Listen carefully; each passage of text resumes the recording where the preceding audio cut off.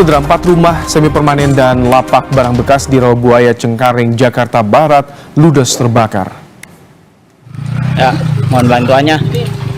Jaya 65, Rawabuaya Cengkareng. Lo udah di TKP nih.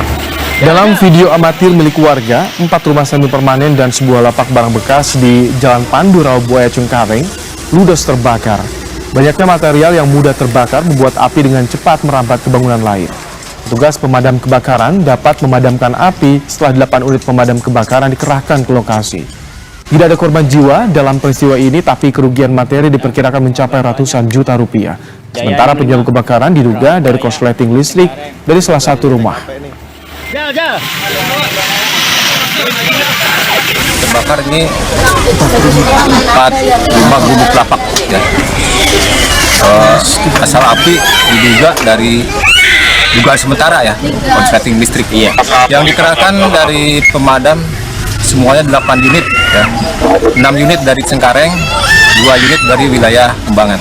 Ada kendala nggak Pak? Untuk kendala sementara ini alhamdulillah aman ya, sumber air dekat juga.